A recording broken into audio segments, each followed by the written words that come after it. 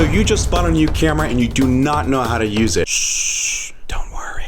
I'll help you. Today I'm going to show you how to fix the settings in your camera. That way you can start getting cinematic looks in your footage. And it's actually very, very easy. So grab your notebook, grab a pen, because you are going to want to take notes. Or just rewatch the video. I don't know. Whatever your mom wants you to do. Write these down. Today we're going to talk about your aperture, your shutter speed, your ISO, your frame rate, and your white balance. We'll start with the easiest, which is your frame rate. The frame rate is basically how many frames are going to fit in a second. You might have heard of FPS. That basically is frames per second. Hence, how many frames fit in that 1 second. The industry standard is 24 frames per second. 24 frames per second is industry standard, and it is used by many movies because it is the most natural way we depict the world. 24 frames per second is used for movies. 30 frames per second is used for soap operas, news, even sports. But Kevin, how do we get slow motion? That's a very good question, Elmo. To get slow motion, you want to get 60 frames per second or higher. The more frames you can fit within that 1 second, the smoother and the slower slow motion you'll get in your life. When you see videos from the slow-mo guys, they are using very high frame rates. Next thing we're going to talk about is your white balance. Your white balance is basically there to fix the way your environment looks. White balance. You want whatever is white in your environment to look white in your camera. Your camera already has some basic presets done there for you. That way you can just click it depending on the environment and it'll fix the whites in your environment. If you're recording under tungsten light, you can choose the tungsten setting and it'll adjust. If you're shooting outside in the sunny day, you will choose the sun icon and it'll adjust your environment. And it'll make it easier for you to edit your color in post-production. Next thing we're going to talk about is your ISO. The ISO is basically just the digital light within your camera. The ISO can range within 100 all the way to 100 billion thousand. I don't know, cameras are crazy. The higher the ISO, the brighter you will make your environment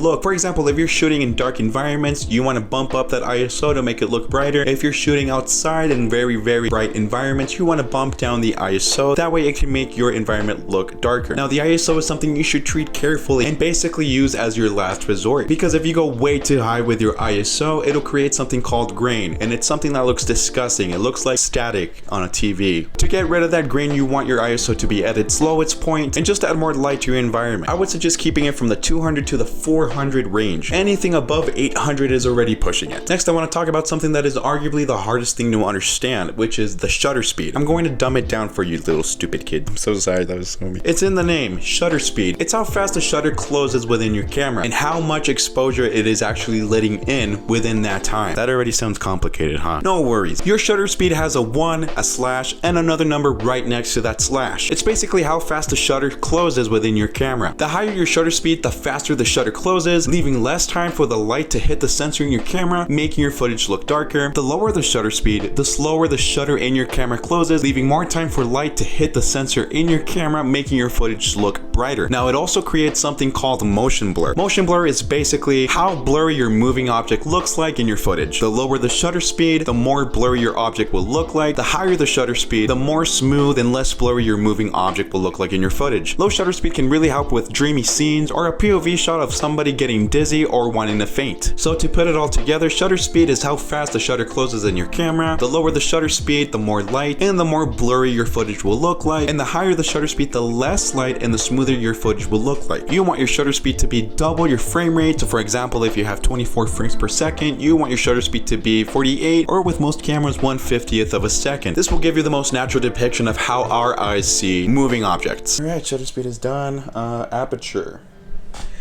Next thing we're going to be talking about is your aperture. Now, the aperture doesn't work within your camera, but it actually works within your lens. Aperture, or the f-stop, will have an F, a number, a point, and another number right next to it. It's very unique, like you. Now, your aperture will help you with two things: your exposure and giving you a blurry background, or something called depth of field. The lower the number in your aperture, the more light your lens is going to let in, making your footage look brighter. The higher the number of your aperture is, the less light your lens will let your camera intake, making your footage look darker. Now, it also helps with something called depth of field, or how blurry your background looks. The lower the aperture, the blurrier the background gets, which is what we call deep depth of field. The higher the aperture, the less blurry your background gets, which is something we call shallow depth of field. You want deep depth of field when you are only going to focus on one person, and you want a shallow depth of field if you want everything in your footage to be in focus. To make your footage look more cinematic, you want your aperture to be the lowest possible. For example, right now I have it at 2.8, but it is because it is the limit my lens is giving me. But depending on the lens, it can go as low as 1.4. Now you might be asking yourself, But Kevin, how do I use this to expose my footage correctly? well, let me show you. Let's say, for example, you're shooting outside. It's going to be super bright, so you want your ISO to be as low as possible. Also, you want your shutter speed to be 1/50th of a second or double of your frame rate. If you're shooting at 24 frames per second, you want your shutter speed to be at 1/50th. If you're shooting at 30 frames per second, you want your shutter speed to be at 60, and so on. Now, if your footage still looks very bright and you already have your shutter speed at 1/50th and your aperture the lowest you can get it, the number one thing you might want to move is your shutter speed. Now remember, the higher it goes, the less light it is going to intake. And be very careful because this will actually change the motion blur in your footage as well. Now, if you have your shutter speed at the highest you can get it without changing too much of your motion blur, you want to move to your aperture. The higher the aperture, the less light it is also going to give you. Now, I would suggest you buy something called an ND filter. Those are basically sunglasses for your camera lens. This is very helpful for when you go outside and it's very sunny and you already have your camera settings the way you want them without wanting to change too much of your motion blur or the blurriness of your background. That ND filter will help you dim down the brightness without you having to hurting your depth of field or your motion blur. Now, let's say, for example, you are recording inside. Of course, you want to have your ISO at the lowest and you want your shutter speed to be at 1/50th of a second or double your frame rate and your aperture the lowest you can get it. Now, if it's still pretty dark in your environment, I would suggest adding more lights, and if that still doesn't work, then you can move into your ISO. But remember, the ISO is your last resort. If you cannot get more lights into your environment, then I would suggest buying more, or you can even bump up your ISO a few hundred numbers. And that is how you can master your camera settings.